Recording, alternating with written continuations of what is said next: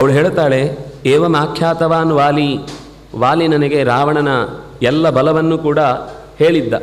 ಅದರಿಂದಾಗಿ ಗೊತ್ತಾಗುತ್ತೆ ವಾಲಿಗೆ ಮತ್ತು ರಾವಣನಿಗೆ ಅತ್ಯಂತ ಆತ್ಮೀಯವಾದ ಸಂಬಂಧ ಇತ್ತು.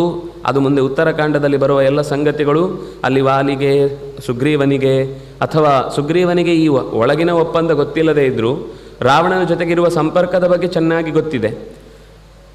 ಅಷ್ಟೇ ಅಲ್ಲ, ಅದನ್ನು ನಿರಂತರ ಮನೆಯಲ್ಲಿ ಚರ್ಚೆ ಮಾಡಿದ್ರಿಂದಾಗಿಯೇ ತಾರೆಗೆ ಇದೆಲ್ಲ ಗೊತ್ತು.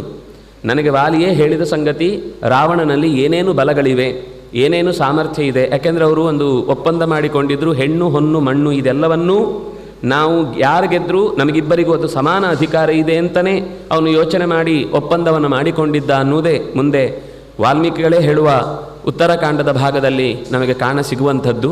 ಹಾಗಾಗಿ ಅವಳು ಹೇಳ್ತಾಳೆ, ತಾರೆ ಅಷ್ಟು ಸುಲಭದಲ್ಲಿ ಅವನನ್ನು ಬಗ್ಗಿಸ್ಲಿಕ್ಕೆ ಸಾಧ್ಯ ಇಲ್ಲ. ಹ್ಯಭಿಜ್ಞೋ ಸಹ್ಯಭಿಜ್ಞೋ ಹರೀಶ್ವರ.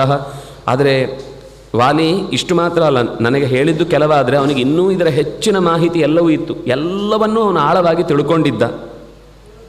ಆಗಮಸ್ತು ನಮೇ ವ್ಯಕ್ತಃ, ನನಗೆ ನೇರ ಅಲ್ಲಿಗೆ ಹೋಗಿ ನೋಡಿ ಗೊತ್ತಿಲ್ಲ. ಆದರೆ ಶ್ರವಾತ್ ಅಸ್ಮಾತ್ ಬ್ರವೀಮ್ಯಹಂ, ಶ್ರವಾತ್ ನನಗೆ ಕಿವಿಗೆ ಬಿದ್ದಿದೆ. ಅವರು ನೇರ ನನ್ನ ಹತ್ರವೇ ಹೇಳದೇ ಇದ್ದರೂ ಎಷ್ಟೋ ಸಂಗತಿಗಳು ಅವನು ಅಲ್ಲಿ ಯಾರೋ ಸೇನಾಧಿಪತಿಗಳು ಅಥವಾ ಇನ್ಯಾರತ್ರನೋ ಮಾತಾಡಿಕೊಳ್ಳುವಾಗ ಈ ಚರ್ಚೆಗಳಾದದ್ದು ನನ್ನ ಕಿವಿಗೆ ಬಿದ್ದಿದೆ. ಕೆಲವನ್ನ ವಾಲ್ಮೀಕಿ ಆಖ್ಯಾತವಾನ್, ಅವನೇ ನನಗೆ ನೇರ ಹೇಳಿದ್ದಾನೆ. ಇನ್ನು ಕೆಲವು ನನಗೆ ಶ್ರವಾತ್ ಕಿವಿಗೆ ಬಿದ್ದಿದೆ. ಆದರೆ ನಾನೇ ನೇರ ಯಾವುದನ್ನು ನೋಡಿಲ್ಲ, ರಾವಣನನ್ನೇ ನೋಡಿಲ್ಲ. ನನಗೆ ಖಂಡಿತ ಇದರ ವಿಷಯದಲ್ಲಿ ಬೇರೆ ನೇರ ಪ್ರತ್ಯಕ್ಷ ಪ್ರಮಾಣ ಅಲ್ಲದೇ ಇದ್ದರೂ ಕೂಡ ಕಿವಿಗೆ ಈ ಸಂಗತಿಗಳು ಬಿದ್ದದ್ರಿಂದ ಅವನನ್ನು ನಾನು ತಿಳ್ಕೊಂಡಿದ್ದೇನೆ. ಅವನು ಅಸಾಧಾರಣವಾದಂತಹ ಸಾಮರ್ಥ್ಯ ಇರುವವನು.